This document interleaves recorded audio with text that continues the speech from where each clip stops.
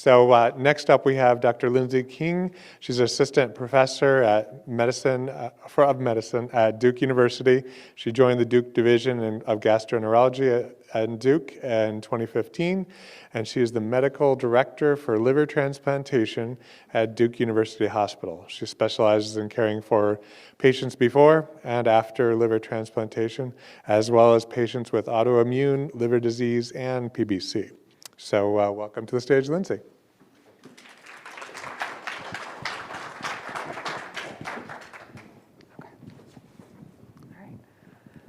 Thank you all so much for having me here today. It's really an honor to be here. I'm very fortunate to have met Carol at the liver meeting, I think in 2019, just before the pandemic, and have been anxiously awaiting this meeting for some time. And I'm really excited to be here, and I learned so much from my patients, and I've been participating in the groups yesterday, have learned so much already, so thank you. I'm going to speak on liver transplantation. Sometimes that's the elephant in the room and a scary thing to talk about. I don't know how many people here have actually had liver transplants, but I know even patients early in disease always ask, am I going to need a liver transplant? So I want to address the topic. I know from my patients, I do transplant medicine, but I also take care of patients with PBC early in the stages of their disease. And when they walk into my clinic, it says transplant clinic, and the first thing they say is, am I supposed to be in a transplant clinic? I say, no, it's just where my clinic is. But I will walk you through this some. I have nothing to disclose. So the first, I'm going to talk about who should be considered for liver transplant. It is a life-saving surgery, but there are risks to it, and so you have to balance the risk and the benefits. I'll talk about the liver transplant evaluation, a bit about the waiting list, the surgery itself, and then life after a liver transplant, and then the question of disease recurrence. I'm going to give some cases, and this first case is not a patient who went to transplant, but as I said, people walk into my clinic right at diagnosis and say, am I going to need a transplant? So this is a 34-year-old who was referred for me for PBC. Her main symptom was itching. She had an alk phos of about 590 when she was diagnosed. She'd had a biopsy before she came to me, very minimal scar tissue there. She was stage 1 disease. She was put on ursodeoxycholic acid and came to me for itching management. We worked on it throughout the year, got her controlled on rifampin. And then at 1 year, her alk phos had come from 590 to about 197. And so she said to me, am I going to need a liver transplant? Is this a good thing where I am? And you guys have talked about yesterday and today about response to ursodiol and the 1.5 times or 1.67 times the upper limit of normal at 6 months. But there are many different criteria to look at. And what you can see here is this was 1 year on UDCA. And if you were a responder, if you were in that, let's see if this works, that 60% of responders, survival was no different than a control population of normal people without PBC. But it was those non-responders where survival was different. And they looked at predictive factors, and stage 3 to 4 disease at diagnosis was one of them, and then the absence of biochemical response at 1 year. So I could provide to this patient that she's going to do pretty well, but she wanted more than just this graph. She wants some numbers. So we had these scores, which you guys have heard about, the GLOBE PBC or the UK PBC score, which look at different variables. GLOBE has baseline age in there. UK PBC has a baseline platelet count and albumin, and then variables at 1 year. So I was able to plug her into this score, put her age in, put her levels in. And then they have a threshold value there. And it said, is transplant-free survival diminished? And the answer was no. She has a good chance of surviving with this disease, and she's going to do well, and it provides some reassurance to her. But then there's this patient who comes into my clinic, and she's 59. She went to her primary care doctor, had really never had a disease that she knew of. She had joint pains, shortness of breath. Her alk phos is about the same as my other patients, 426, but her bilirubin is almost 5. And she had an ultrasound, and she had cirrhosis, and she had ascites or fluid in her abdomen. And she had a chest x-ray, which showed a pleural effusion or fluid in her lung. So she was started on ursodeoxycholic acid, but she was referred for liver transplant. So 2 very different patients with the same disease coming into my clinic. So when we think about PBC and liver transplant, here we go with cholestatic disease here. This is recent data. This includes PBC and PSC here. But you can see the number of transplants from 2008 to 2020 are pretty steady. But here's alcohol, here's fatty livers in this other And then hep C has gone down as we've gotten therapies. So you can see overall a low number of transplants for cholestatic disease overall. And when we look at patients who've been treated with ursodiol, so it was fully FDA approved in 1996. And so the darker lines here are 1970s, 1980s, and then the lighter lines are 1990s and the 2000s. And looking at the incidence of decompensation, it's a lot higher back in the 1970s and 1980s than here in the more recent era. And then transplant-free survival, a lot higher more recently. So the advent of ursodeoxycholic acid really changed outlook for PBC. Certainly we know there's 30 to 40% of patients who don't respond. That's the purpose of all these trials and what we're working on to prevent the need for transplant down the road. But as we look at kind of the percentage of total this is PSCs, the light gray bars, PBCs, the darker bars here. This is going from 1995 to 2015. The number of transplants has gone down, and the percentage of total transplants has gone down for PBC. So who needs a transplant? So Cynthia talked about this earlier, the idea of decompensated disease. So ascites or fluid in the belly, jaundice, encephalopathy or confusion, and then this gastrointestinal bleeding with the varices were mentioned earlier. Those are patients who should be referred to a transplant center. Liver cancer, hepatocellular carcinoma, within a certain, what we call the Milan criteria or certain size criteria, and then intractable symptoms, quality of life. Itching is an indication for liver transplant in PBC when it's intractable and we can't manage it. Hopefully we have many more meds that are going to be able to control that. But fatigue comes up as a question I get asked, but it doesn't universally get reversed with liver transplant, why it's not a standard indication for liver transplant for PBC. So when we think about transplant, we think about decompensated disease. We use something called the MELD score, or the Model for End-Stage Liver Disease score. And it's a mathematical model with logs and things like that, but there are plenty of calculators. You put in the creatinine, which is a marker of kidney function, because the liver and kidneys are very closely tied in together. Markers of liver function, the bilirubin, a marker of clotting time for blood, that's called the INR, because the liver produces proteins involved in that, and then your sodium level. And this MELD score, let's see if I can get it to go back. Ranges from 6 to 40. And there's a 15 there because that's about the time we think about liver transplant in patients. Now, I will say that the median MELD at which we transplant throughout the country is around 30. So, and there are patients who have MELD scores 15 or lower who may need a liver transplant. But we start thinking about it at 15, but it may be longer until patients actually need the transplant. But we want to be prepared because there's an evaluation involved in it. And the MELD score is used to predict 3-month survival. That's why we use it when we're talking about liver transplant. It is, you can see if the MELD score is low, your survival is normal, close to the high 90s. But when the MELD score gets to 40, 3-month survival is about 76%. So when you're thinking about sickest first, that's why we go with the MELD score. When you look at the survival benefit of liver transplantation, this was a study, and I'll walk you through it. But the question was, is there a MELD below which we shouldn't transplant patients? Are we doing harm by doing a transplant? And is there a MELD at which it's futile? We're not going to make people better.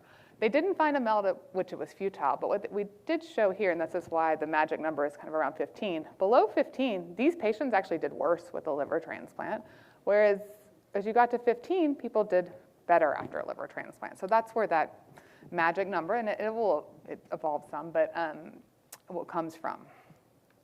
In 2016, we added sodium to the MELD, and that's because we learned that if your sodium goes below 135, your survival can be worse. And so that's when sodium was added to the MELD, and now we call it the MELD sodium score. So, as I said, you don't have to do logs and weights of numbers. You put it in a calculator, and you get a MELD score. So this is, I didn't put my patient's date of birth in here, but this is a representative of her labs, and her MELD score was 17. So she's above 15. Clearly, she had fluid in her abdomen. She needs a liver transplant. I told you that the median MELD at which we transplant around here is about 30. So what does this process involve for her? How are we going to get her to liver transplant? So in terms of transplant, I call it your transplant team, and there's probably more people that I could put on here. It's a really big team. Patients usually come to us for a 2 or 3 day evaluation, and they meet a lot of different people. So it compromises the transplant hepatologist, that's me. There's obviously a referring doctor, either a gastroenterologist or primary care physician. We have our transplant surgeons, who are going to talk about the surgery. We have advanced practice providers. Some of you met Elizabeth Gosher, who's one of our nurse practitioners yesterday, and physician assistants. We have a nurse coordinator who helps care for the patients, involves with transplant listing. We have pharmacists who review patients' medications. An anesthesiologist does not usually meet patients in clinic, but does review the charts of the patients prior to transplant. Family and friends are part of this team. We need caregivers for our patients. We have a financial coordinator because we realize transplantation is costly. We have psychologists. We realize transplant it's a lot to think about pre and post-transplant. And so we have trained psychologists and transplant social workers to help us with caregiving, and then dietitians. So a lot of people are part of that transplant team.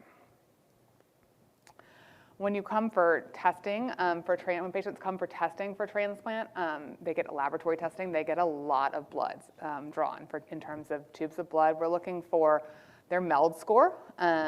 We're looking for other diseases. Are they anemic? Do they have thyroid disease? Anything else going on?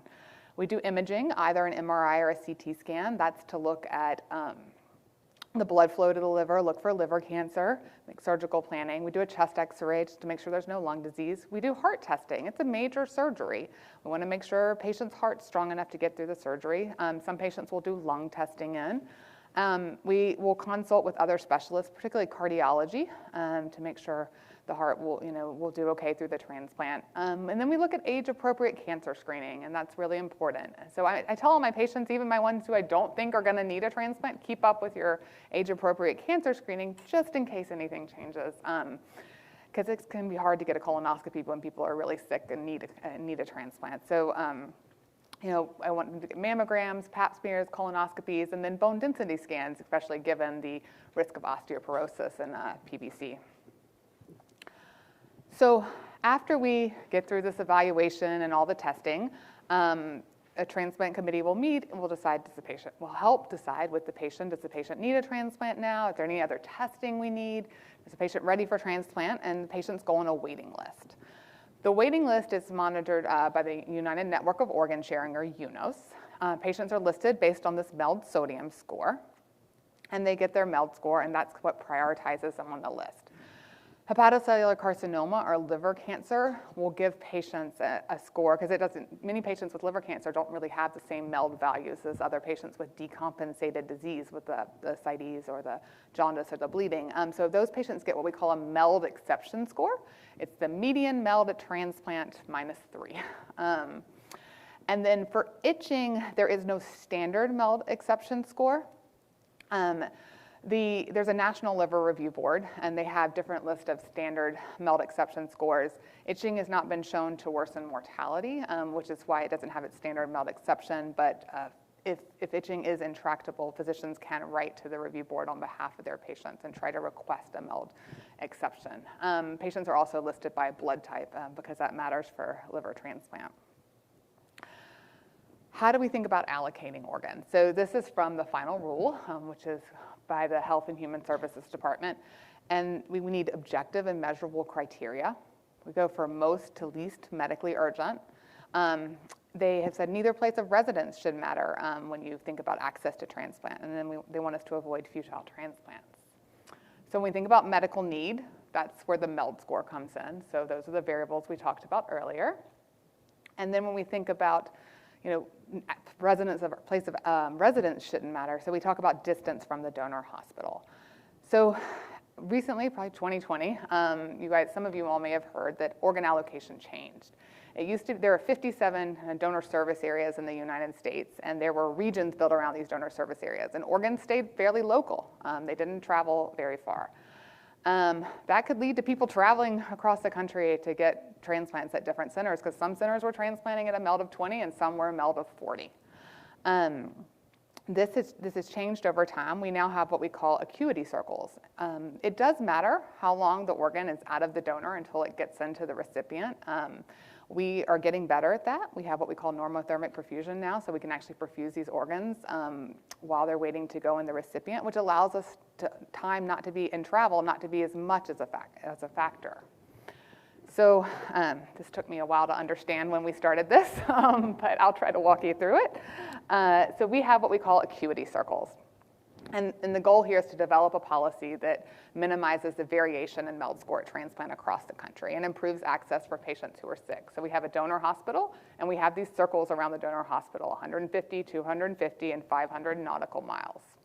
So patients who get transplanted first are the status 1. That's acute liver failure. That doesn't happen in PBC patients unless it's from something else. PBC is chronic liver disease, but basically acute liver failure goes to 500 nautical miles first, and that goes first. But then if someone is in this MELD bracket of 37 to 40, first, if there's someone with that MELD score in the 150 miles, it'll go there. But if there's no one with that MELD score there, it'll go out to 250.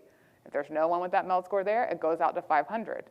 Then, if there's no one there, it goes down to this MELD bracket. And it keeps going through these circles through a computerized system. But that's how it works, and that's the idea that hopefully place of residence does not matter as much when you're thinking about organ allocation. So MELD score and PBC, you all may have heard this. Is it the best predictor of mortality? MELD certainly revolutionized liver transplant and made objective criteria to help decrease mortality on the waiting list, and that's our goal, is to get patients to transplant. But there's concern that women in particular are disadvantaged by the MELD score. Creatinine goes into the MELD score, and muscle mass is involved in creatinine, and so women tend to have less muscle mass, and so a creatinine of 0.8 in a female is different than a creatinine of 0.8 in a male.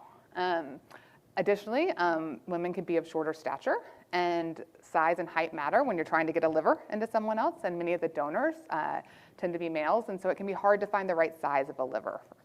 And then there is more muscle wasting in PBC. This is not used for organ allocation right now, but it is a study that has come out of MELD 3.0. And I just wanted to show you all as an example, this one actually includes gender, so male or female.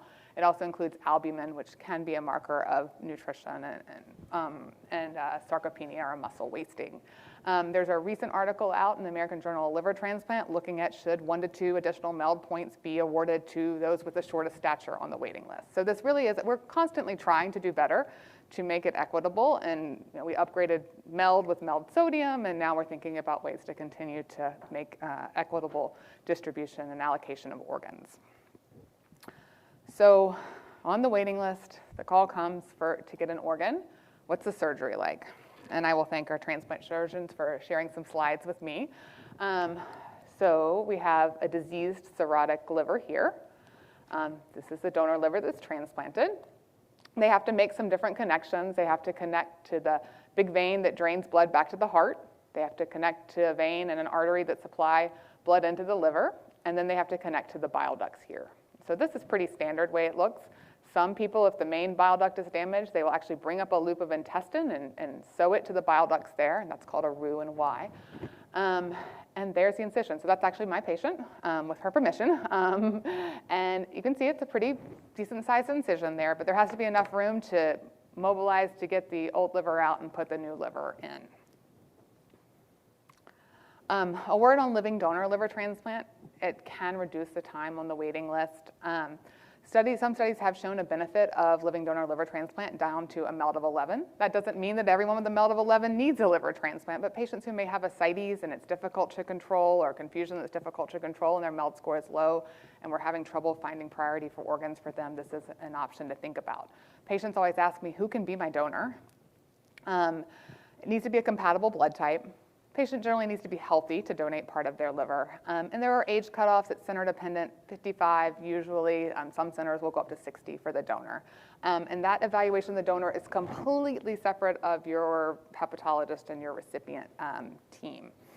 And what happens is they take part of that donor liver, they put it in a recipient, and both of those livers grow back to normal functioning there.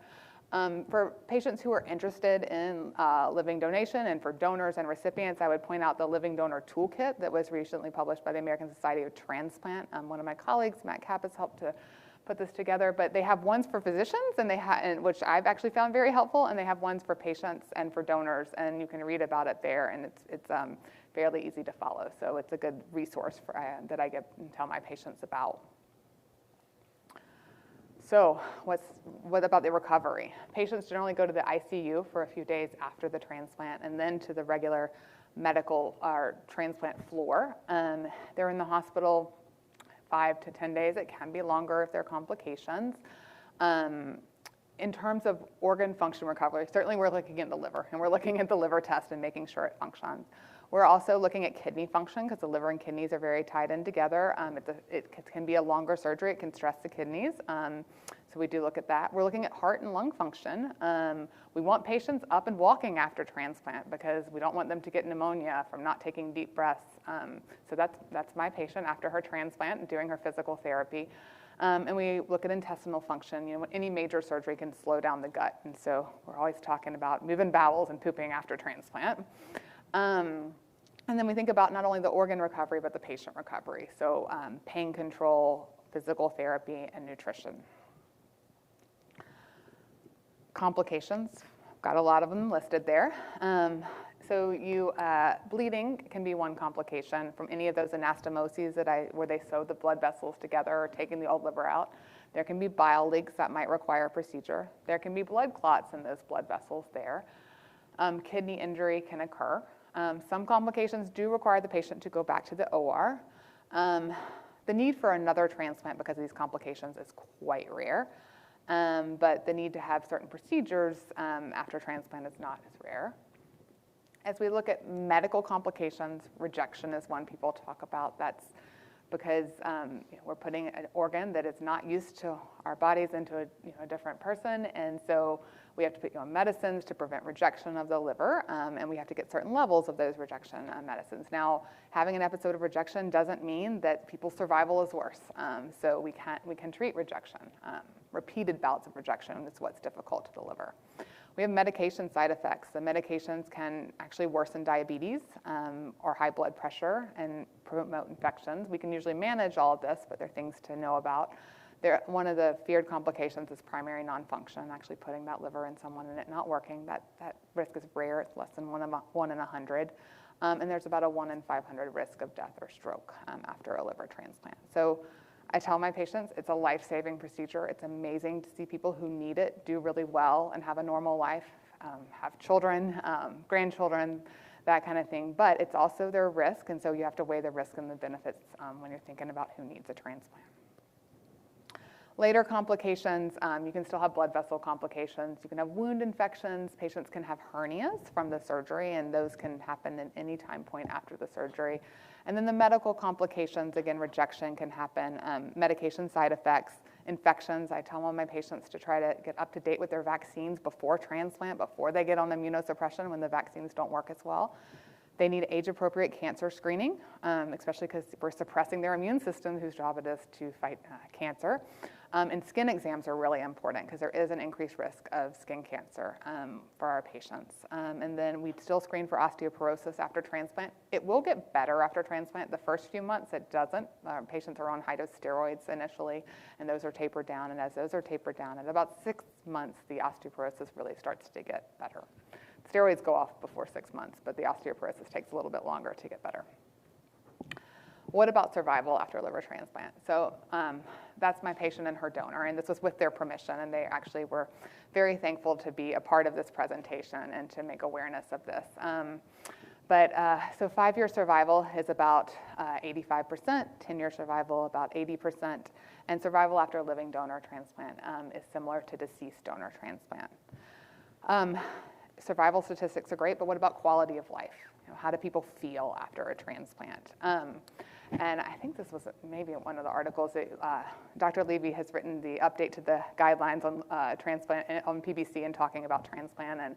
And in the quality of life, it said 7% of people with PBC were who needed a transplant were happy before a transplant, but after about 42% were. And just to show you, the national average for people being happy is 33%. So 42%, so 33% of healthy people are happy. So 42% is a good thing.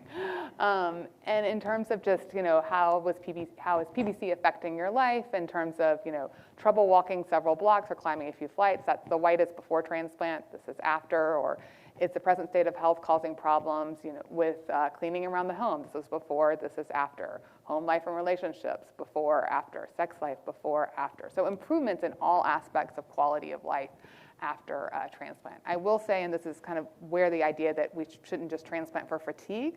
Fatigue remained one of the most distressing symptoms 1 year post-transplant. And this is an older study, but its intensity did improve somewhat after transplant. Recurrent PBC, patients will tell me, well, why would I get transplanted for this if it could come back?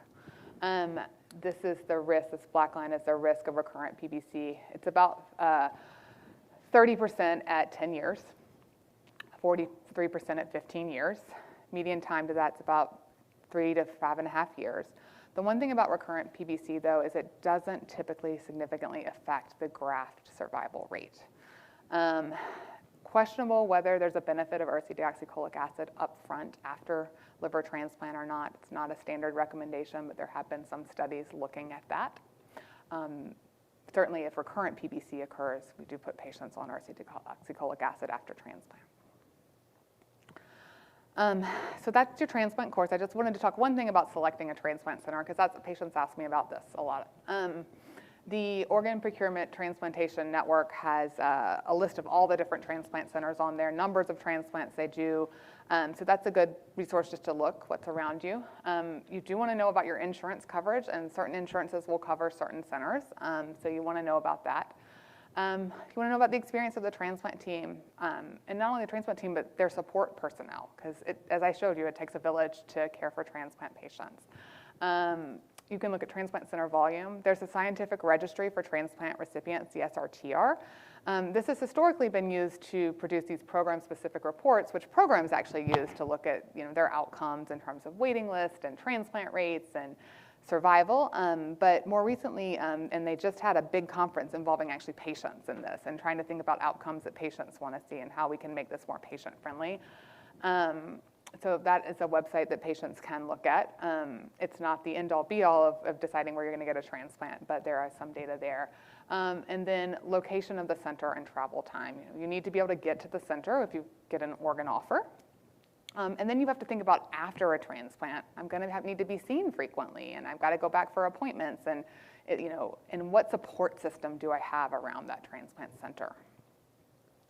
This is just an example of the SRTR. You can put in a center name, you can put in a location, and you can look around 50 miles around that location. If you don't put anything, they'll just come with the top programs here, and it'll talk about waiting list mortality, transplant rate. That's what they weigh kind of the highest when they're looking at centers, and then 1 year outcomes. They also look at 5 year and 10 year outcomes, but it is a place to look when you're thinking about if you do need a transplant, where you can go.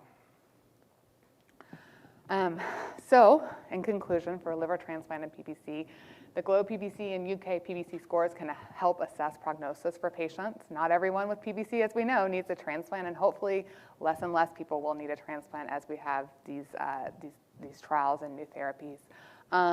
But these scores obviously can help look for people who can be a part of additional therapies and clinical trials.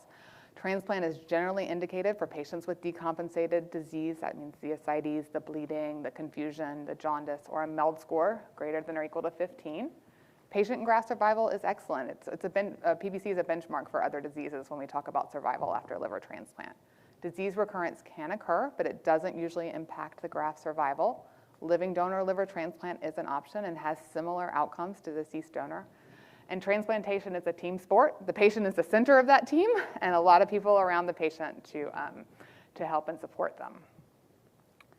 So I want to thank my patients, their families, the Duke Liver Transplant team, the Division of Gastroenterology, who supported me to be able to care for patients with PBC early, before transplant, and when they don't need a transplant, and after transplant, and my family who supports me in the work I do as well. I put my email up here. I'm happy to take any questions at any time point, and thank you all so much for having me here today.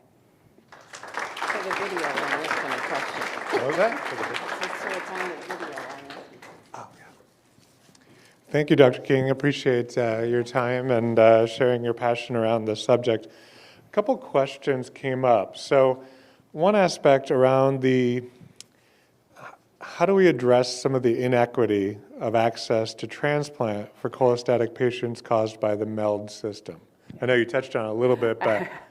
Yeah, I touched on it because I knew it would be a question. And so, I mean, I think it's something we're all looking at, and I do think that, there will be changes to the MELD. And I think you all saw that, MELD 3.0 has been discussed, and including gender in there, including albumin in there. And then, as I said, there's a journal club upcoming next week through the liver transplant community, looking at this recent study that looked at awarding points for the shortest patients on the wait list, in terms of helping them, find a way to get organs. So I think we are working to address that. Great.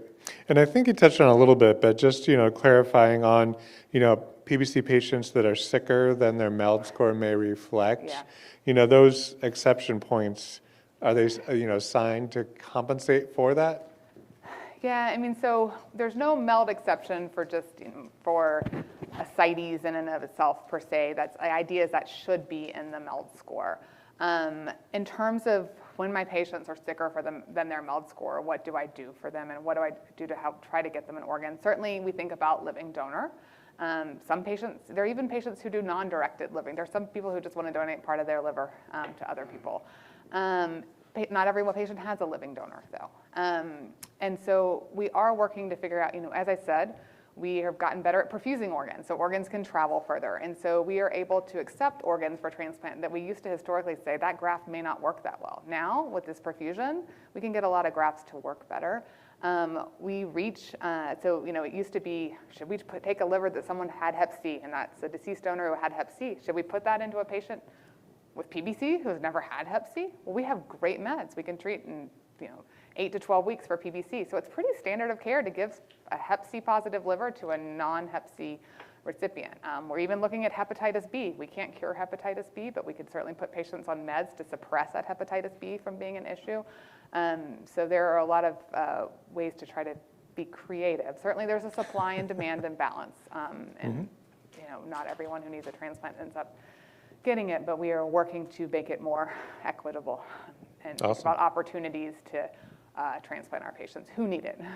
Awesome. On that point, and kind of a good segue, is there any research into growing livers for transplant? Meaning, taking a piece and growing a full liver. There's a lot of research in that, and can we put different types of livers into, into humans?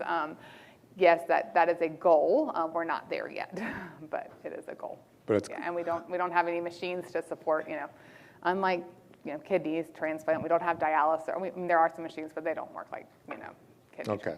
So it's not quite there. We're not ready yet. for prime time time yet with that. Cool. And then as far as the latest data around the policy of using URSO post-transplant, right? What's your thoughts? The studies are mixed. I mean, there's a study that's shown some benefit. Cynthia, you can answer this too. I mean, I polled some of my hepatologists. We don't use it routinely after transplant. I certainly put patients on it who have any recurrent disease or if there's any bile duct issue after the transplant, but it's a recent study has shown possibly some benefit. It certainly helps for biliary, not just PBC complications, but it's not something I use all the time in my patients after transplant. Okay, great. And as far as recurrent PBC, how do you know if you have recurrent PBC after a transplant? Yeah. What are some of the indicators? Well, it's a good question, and how do you know? And it's actually harder to diagnose post-transplant. So the antimitochondrial antibodies don't necessarily go away with transplant. So just because there's an antimitochondrial antibody after transplant doesn't mean that the patient has PBC after transplant. That can just be an antibody there. Generally, the patient doesn't feel bad from the PBC. We follow liver tests so frequently. We're monitoring. I mean, initially we're monitoring very frequently, but every 3 to 4 months when patients get further out, we're looking at liver tests. And it usually is we pick up the liver tests are abnormal. The alkaline phosphatase is abnormal. It doesn't necessarily mean the patient has symptoms at that time. We end up having, when we talk about not post-transplant, but pre-transplant or non-transplant PBC. We have those, the criteria, and not everyone needs a liver biopsy to make that diagnosis pre or before transplant. Post-transplant, we end up needing a liver biopsy to help guide us because rejection can have an abnormal ALK phos, bile duct issues can have a normal ALK phos, and then we don't have that help of the AMA because it was there before transplant too. So it's trickier to diagnose after transplant, but you usually pick it up following the liver test after transplant. Okay, great, thank you. And a question around the age range. Is there a cutoff for transplant age? Yeah. We don't have a cutoff. We want the patient needs to have liver disease as their main focus of what's driving the need for the transplant. And as I said, it's a major surgery. So someone who has significant heart disease should not undergo a transplant because that could be a lot of stress on their heart.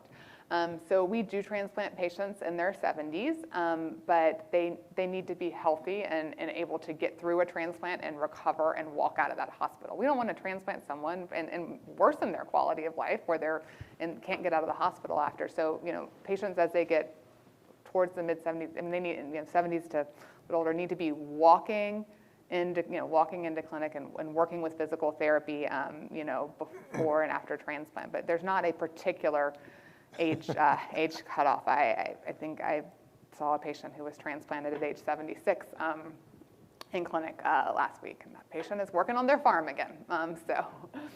Awesome, that's great to hear. I think those are the main questions. That's not the standard, by the way, the 76. So. That's not the standard. Okay, good to know. Yeah. All right. I'm just curious, you were talking about size. Yeah. The smallness of women. Yeah. On a living donor, is that as much of an issue because you're only taking a little piece, or is it going to grow too big? Well, you have to make sure you can fit that the AP diameter kind of this way into the patient. So it doesn't matter quite as much. Size a bit matters with a living donor because we do have a body mass index criteria cutoff for living donors. We don't want it to be above 35, and that's honestly because the risk of fatty liver in this country. We don't want to take a part of a liver from someone who might end up having fatty liver or have liver issues down the road. But so the size does matter just in terms of fitting it in this diameter. But we don't look at it as much when we're thinking about the living. When we look at it, and we have to make sure it matches, but it doesn't matter quite as much. Just with generally the patients are, healthy living donors going in there. Okay. And has that been much of a challenge now with the rise of NAFLD and NASH as far as finding in terms of finding, in terms of, don't even just deceased donors. We're looking at the BMI and diabetes, and we do look at, steatosis. We have a certain steatosis is fat, so we do look at the percentage of fat in the donor livers. And so it is a challenge. Where, as I said, that whole idea that we can perfuse livers before we put them into the recipient may help with some of that in terms of the deceased donor, some of the fatty liver issues that we see. Awesome. Will you be around at the break Yes, for a little bit? I will. So if you have questions, and I think Dr. Livy might be here as well for questions. So we thank you for your time. Thank you. Thanks Pleasure. so much for having me.